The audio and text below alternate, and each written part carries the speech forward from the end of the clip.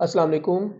आज हम डिस्कस करते हैं विलियम वर्ड्सवर्थ की एक पोएम जो कि लूसी पोएम के नाम से है और लूसी पोएम की सीरीज में से ये फोर्थ पोएम है जिसके 7 स्टैंजाज हैं और हर स्टैंजा 6 लाइन का है। तो इस हिसाब से इसकी टोटल लाइंस की स्ट्रेंथ 42 बनती है। टाइटल है जो कि फर्स्ट लाइन भी है हमारी लूसी पोएम की, 3 years शी ग्रीव। अब 3 years शी ग्रीव इस पोएम के अंदर पोएट ने नेचर का बहुत ज्यादा यूज किया है। आपको पता है नेचर वैसे भी विलियम वर्ड्सवर्थ नेचर को बहुत ज्यादा यूज करता है। और सबसे पहले हम इसकी टेक्स्ट को रीड करेंगे, इंट्रोडक्शन, टेक्स्ट, और उसके बाद जो फिगर ऑफ स्पीच इस पोएम में यूज हुई हैं उनको डिस्कस करेंगे। तो देखते हैं, विलियम वर्ड्सवर्थ की जो वाइफ है उसका नाम है मैरी हैचिंसन। इसका एक सीक्रेट अफेयर रहा है एनिटी वेलन के साथ और उनकी एक डॉटर भी थी जिसका नाम है कैरोलाइन। ये आप ऑब्जेक्टिव पॉइंट ऑफ व्यू से और पेपर पॉइंट ऑफ व्यू से अपने माइंड में रखिएगा। अब देखते हैं विलियम वर्ड्सवर्थ की ये फोर्थ पोएम जो कि 1798 के अंदर लिखी गई और इसी को 18 के अंदर पब्लिश किया गया है लिरिकल बैलेड्स के अंदर, सेकंड एडिशन में। अब इसकी टेक्स्ट को डिस्कस करते हैं और टेक्स्ट शुरू करने से पहले नेचर का प्रोमिनेंट रोल इस पोएम के अंदर हमें नजर आएगा। वैसे तो थीम ऑफ डेथ भी नजर आएगा, जितनी भी लूसी पोएम्स हैं उनमें थीम ऑफ डेथ भी है, थीम ऑफ सारोस भी है, थीम ऑफ नेचर भी है, और इसके अलावा जो डिफरेंट काइंड ऑफ एलजी के एलिमेंट्स हैं वो भी इसके अंदर डिस्कस किए गए हैं। तो टेक्स्ट शुरू करते हैं जी। 3 years she grew in sun and showers. यहां पर बताया गया है कि 3 साल तक सूरज और बारिश में, मतलब धूप और बारिश के अंदर लूसी की परवरिश की गई। शी ग्रू, उसकी परवरिश हुई। शी से मुराद लूसी है। अब देखें कि जैसा मैंने स्टार्ट पे आपको बताया था, नेचर डोमिनेंट रोल अदा कर रही है इस पोएम के अंदर और नेचर एज अ मदर पाल रही है लूसी को। तो वो कहती है कि 3 years जो है वो लूसी की परवरिश धूप में और शावर में हुई। और उसके बाद क्या हुआ?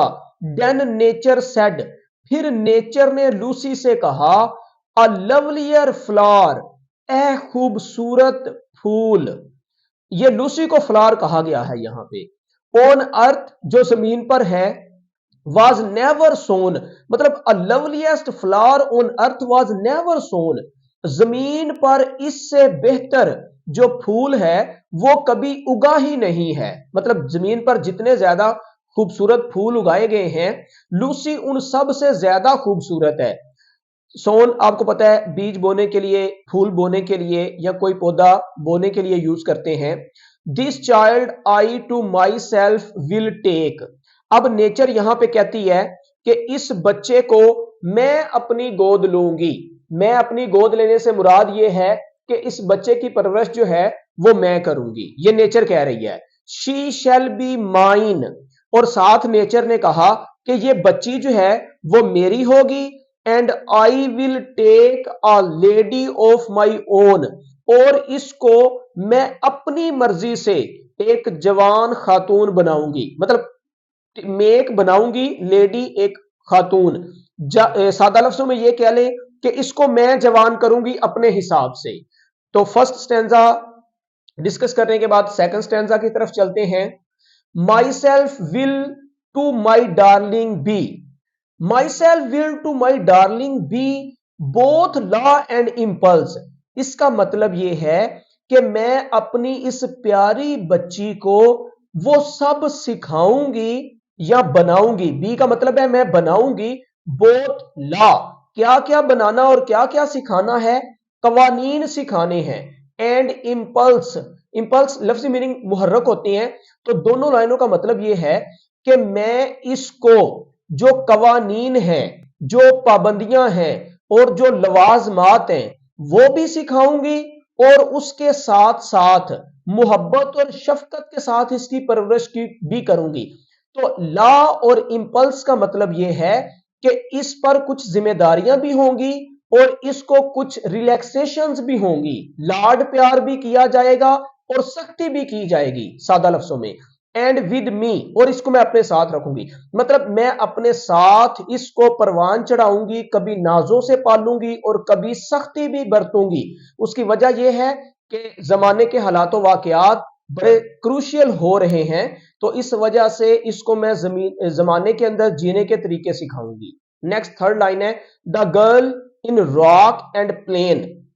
इस लड़की को कभी चट्टानों के अंदर और कभी मैदानों के अंदर, इन अर्थ एंड हेवन, कभी जमीन की गहराइयों मतलब के प्लेन जमीनों पर, और हेवन से मुराद बुलंदियां, मतलब के यहां पर जो ढलवाने हैं और जो बुलंदियां हैं उनका जिक्र किया गया है। हेवन लफ्ज मीनिंग आसमान होता है, लेकिन यहां पर पहाड़ों के ऊपर आप समझ लें और इसको वादियों के अंदर आप समझ लें कि मैं लूसी की परवरिश चट्टानों में, मैदानों में, नीचे वादियों में, ऊपर पहाड़ों पर, इन ग्लेड एंड बावर्स।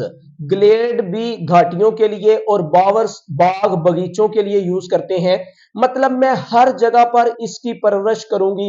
ये सारे जो एलिमेंट्स ऑफ नेचर हैं ये लूसी को परवान चढ़ाने में मददगार साबित होंगे और एक्सपीरियंस करेगी वो इस जिंदगी का और अपनी लाइफ का।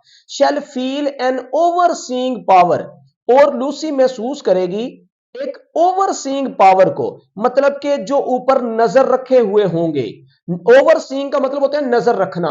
तो जब किसी बच्चे की परवरिश करनी होती है तो वालिदैन गहरी नजर रखते हैं उस औलाद की तरबियत के लिए। इसीलिए उसने कहा है कि कभी मैदानों में, कभी ऊपर पहाड़ों में, कभी जो है वो चट्टानों में, और कभी बाग बगीचों में उसको ओवरसी किया जाएगा, मतलब उस पर नजर रखी जाएगी। टू काइंडल और रेस्ट्रेन, क्यों नजर रखी जाएगी यह भी बताया गया है कि उसको काइंडल बनाने के लिए और रेस्ट्रेन करने के लिए। रेस्ट्रेन का लफ्ज मीनिंग होता है बाज रखना, और काइंडल का मतलब है प्यार मोहब्बत से किसी को समझाना। मतलब यह बनेगा कि उसको यह बताया जाएगा तुमने कौन से काम करने हैं, और यह बताया जाएगा कि किन कामों से बाज रहना है, क्योंकि अगर फ्री हैंड दे दिया जाएगा तो नस्ल जो है वो बिगड़ जाएगी। तो अब उस बच्ची की अच्छी तरह से परवरिश के लिए जरूरी है कि उसको बिगड़ने ना दिया जाए। तो अब उसको बेहतर बनाने के लिए ये कुछ पाबंदियां उस पर आयद होंगी। अब देखते हैं स्टैंजा नंबर थर्ड को। She had be sportive as the fawn. अब वो कैसे रहेगी, एक खेल कूद करने वाली, अटकेलियां करने वाली। स्पोर्टिव एज द फान, ये एक ऐसी मतलब जानवर के लिए है फान, जिसको हिरन का बच्चा कहते हैं। फान जो है वो हिरन के बच्चे के लिए यूज करते हैं। ठीक है, तो यहां है कि वो हिरन के बच्चे की तरह अटकेलियां करती फिरेगी, मतलब खेल कूद अपनी मर्जी से इंजॉय करेगी। That wild with glee across the lawn, और वो बड़ी खुशी के साथ, ग्ली से मुराद है हैप्पीनेस, अक्रॉस द लॉन सब्जाजारों के अंदर, वो खुले अंदाज में सब्जाजारों में घूमे फिरेगी। और अप द माउंटेन स्प्रिंग्स, और पहाड़ों की तरफ जो नदियां हैं उन पर भी उसका आजादाना घूमना फिरना होगा। And hers shall be the breathing balm, और ये जो सांस लेने वाली तस्कीन आवर हवा है वो उसके लिए होगी। एंड हर्स मतलब उसकी होगी, तस्कीन अवल हवा, जो उसे बहुत ज्यादा, मतलब माहौल की बात की गई है कि ये तसल्ली बख्श और अच्छा सा माहौल उसी के लिए होगा। And hers the silence and the calm, और उसी के खातर ये खामोशियां, ये सकूत, ये सुकून, ये सारा उसी के लिए होगा। ऑफ म्यूट इनसेंसेट थिंग्स, जो चीजों को बहुत आला तरीके के साथ उसको खामोशी से सिखाया जाएगा। मतलब ये कह लें कि जो भी चीजें नेचर के अंदर पाई जाती हैं वो बहुत बेहतर तरीके से उसको सिखाई जाएंगी, और वो तस्कीन आवर और पुरस्कून माहौल के अंदर उसको परवरिश दी जाएगी। नेक्स्ट स्टैंजा है, the floating clouds there state shall land. ये जो ऊपर उड़ने वाले बादल हैं वो अपनी हालत, स्टेट, शाहाना अंदाज को कहते हैं। शैल लैंड, वो उसे सिखाएंगे। लैंड का लफ्ज मीनिंग प्रोवाइड करना। मतलब जो ऊपर उड़ने वाले बादल हैं वो उसे अपनी शाहाना खसूसियत से नवाजेंगे या सिखाएंगे। टू हर्ज, और उसके लिए होगा, for her the willow bend, बैद के दरख्त का झुकना भी उसके लिए होगा। इन दो लाइनों को समझ ले। बादलों का आसमान पर उड़ना जो है उसको शाहाना शान सिखाएगा, जैसे कि गुरूर और तकब्बर और अपनी खुदी की पहचान देंगे बादल उसे। और ये जो विलो दरख्त है, बैद का दरख्त जिसकी टहनियां झुकी हुई होती हैं, वो उसे झुकना बेंड होना सिखाएगी। तो इसका मतलब यह है कि उसे आजिजी का दरस दिया जाएगा। मतलब कहां पर उसने अपने आप को मनवाना है और कहां आजिजी इख्तियार करनी है, ये दोनों चीजें भी उसको प्रोवाइड की जाएंगी। नेक्स्ट है, नार शैल शी फेल टू सी, और वो ये देखने में नाकाम नहीं होगी किस चीज को, even in the motions of the storm, मतलब सितारों की हरकत को समझने में भी वो नाकाम नहीं होगी। Grace that shall mould the maiden's form, और ऐसी शान के साथ उसको एक औरत बनाया जाएगा। मोल्ड का मतलब होता है ढालना। मतलब इन दो लाइनों का ये होगा कि जो हरकतों सकनात हैं या फिर जो तूफान की तबाहकारियां हैं वो भी उसको सिखा दी जाएंगी, ताकि जब वो दोशीजा बने तो वो किसी ना किसी तूफान, आपको पता है जिंदगी गुजारनी इस दुनिया में बहुत मुश्किल है, तो जो तूफान उसको जिंदगी में आके उससे टकराएंगे उसका सामना करना भी उसे सिखा दिया जाएगा। बाय साइलेंट सिंपैथी, बड़ी खामोश हमदर्दी के साथ उससे ये होगा। नेक्स्ट हमारे पास स्टेंजा है, द स्टार्स ऑफ मिडनाइट, आधी रात के सितारे, शैल बी डियर, वो भी बड़े अजीज होंगे, टू हर, उसके लिए, and she shall lean her ear, और वो अपने कान धरेगी, in many a secret place, बहुत सी पुर इसरार या पोशीदा जगह पर, where rivulets dance their wayward round, जहां पर ये जो छोटे छोटे दरिया होती हैं, नदियां होती हैं, वो रक्स करती होंगी और वो अपनी मन की मौज के साथ घूमती फिरती होंगी। And beauty born of morning sound, सुबह की जो आवाज, murmuring sound, sorry, beauty born, खूबसूरती जन्म लेगी, ऑफ मर्मरिंग साउंड, सरगोशियां करने वाली आवाज के साथ, शैल पास इनटू हर फेस, वो उसके चेहरे के करीब से होके गुजरेंगी। मतलब सुबह की खूबसूरती सरगोशियां करते हुए उसके पास धीरे से गुजरेगी, वो खूबसूरत छोटी छोटी नदियां रक्स करती हुई उसके गिर्द अपनी मनमोजी के साथ जाएंगी, वो पोशीदा और पुरस्रार जगहों पर घूमती फिरती रहेगी और उसके कानों के अंदर मुख्तलिफ सरगोशियों को सिखा दिया जाएगा, जो पानी की आवाजें हैं और खूबसूरतियां हैं। मतलब ये सारी चीजें फैसिलिटेट कर रही हैं और लूसी को कुछ सिखा रही हैं। तो एलिमेंट्स ऑफ नेचर हेल्पफुल है लूसी के लिए। नेक्स्ट है, and vital feeling of delight, vital अहम, खुशी की जो बहुत अहम फीलिंग्स या एहसासात हैं, शैल रियर हर फॉर्म, वो उसको बनाने में अपना किरदार सर अंजाम देंगी। And vital feeling of delight shall rear, real का मतलब होता है पालना, हर फॉर्म, वो उसको फॉर्म देंगी, टू स्टेटली हाइट, बड़ी शाहाना शान के साथ, हर वर्जन बोजम स्वेल, वर्जन जो है वो दोशीजा के लिए, कुंवारी लड़की के लिए यूज करते हैं। बोजम से मुराद जो है वो ब्रेस्ट है यहां पर। स्वेल का मतलब होता है किसी चीज को फुला देना, मतलब उस कंवारी लड़की के ब्रेस्ट को फुला दिया जाएगा। यहां इशारा यह दिया जाएगा कि अब वो जवानी की दहलीज पर कदम रखेगी। Such thoughts to Lucy I will give, और इस तरह के ख्यालात मैं लूसी को प्रोवाइड करूंगी। कौन प्रोवाइड करेगी? नेचर है। तो इस पूरी पोएम के अंदर नेचर जो है वो लूसी को टेक केयर कर रही है। While she and I together live, अब नेचर कहती है कि मैं लूसी के साथ रहूंगी। Here in this happy dell, dell जो है वो वादी के लिए यूज किया गया है। इस खुशियों भरी वादी के अंदर लूसी की मैं हमसफर बन के जिंदगी गुजारूंगी, ये लूसी को नेचर ने कहा। नेक्स्ट लास्ट स्टेंजा है, दस नेचर स्पेक, इस तरह से नेचर मुखातब हुई।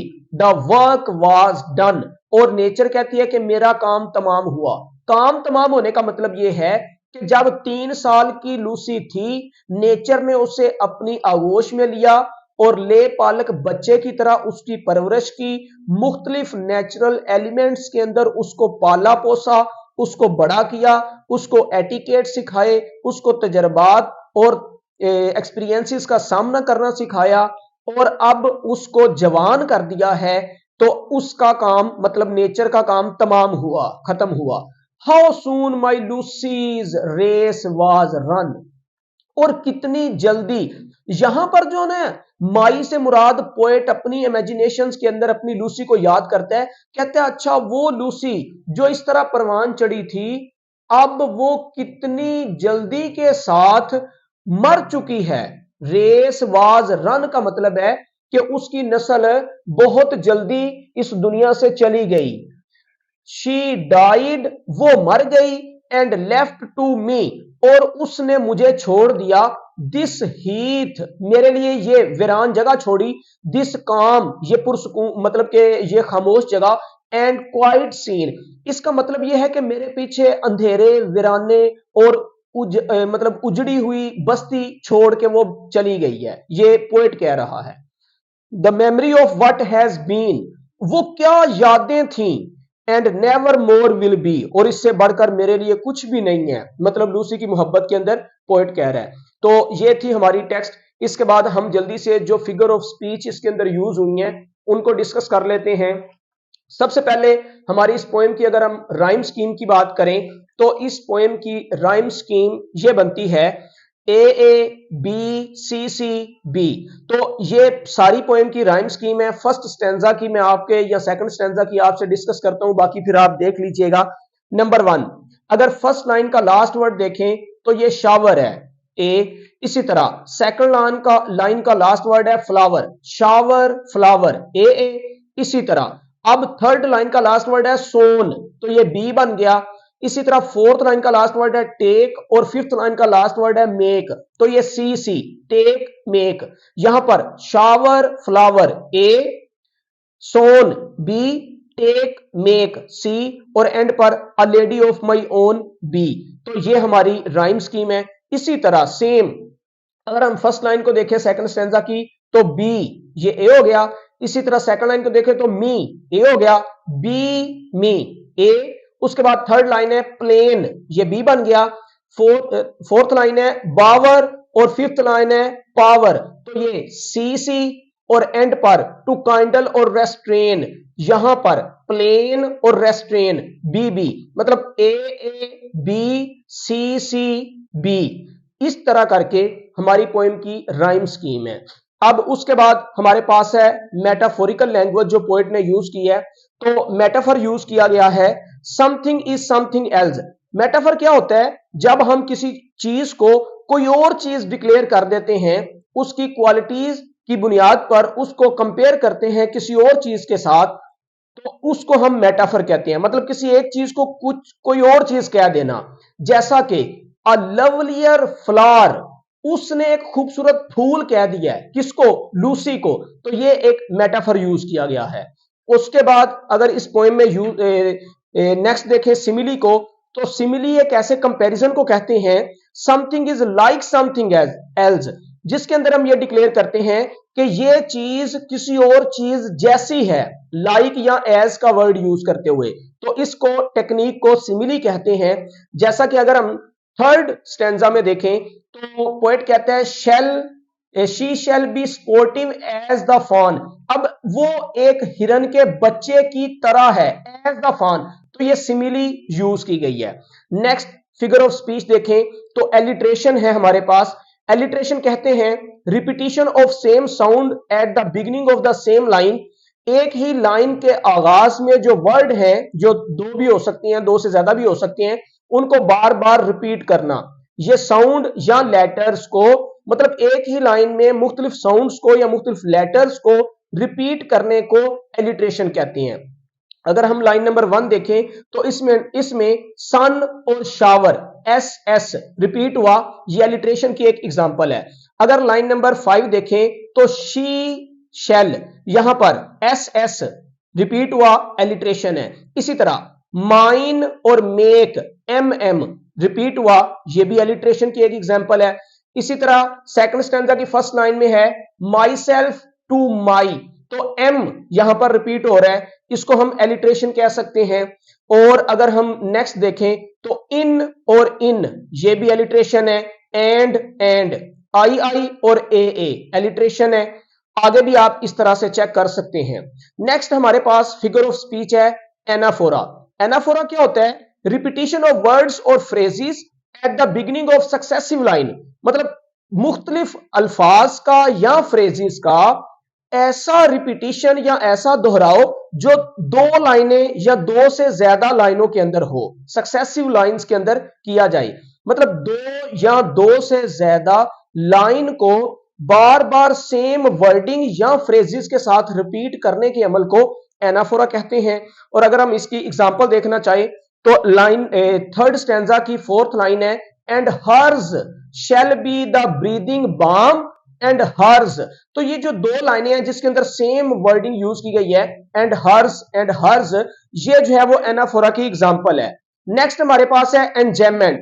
एंजेममेंट कहते हैं रन ऑन लाइन को। तो रन ऑन लाइन वो होती है जिसके अंदर कोई एक लाइन को समझने के लिए दूसरी लाइन जो उसके बाद आती है हम लाजमी पढ़ते हैं। जब तक हम अगली लाइन ना पढ़े हमें मैसेज क्लियर नहीं होता। जैसा कि यही अगर हम देखें तो एंड हर्ज the silence and the com, अब यहां तक मफहूम क्लियर नहीं हुआ तो नेक्स्ट लाइन है ऑफ म्यूट इनसेंसेट थिंग्स। तो यहां जो है वो एंजायमेंट की एक एग्जांपल है। इसी तरह और भी जगह पर बहुत ज्यादा एंजायमेंट जो है वो यूज किया गया है। जैसे यहां लाइन नंबर 3 देखें तो नार शैल शी फेल टू सी, वो नहीं नाकाम होगी देखने में क्या चीज, इवन इन द मोशन। तो यहां इवन का जो है ये भी एक एंजायमेंट की एग्जांपल है। इस तरह नीचे अगर देखें तो मेडन फार्म कैसे बनाया जाएगा, बाय साइलेंस, तो नीचे वाली लाइन पढ़नी पड़ेगी।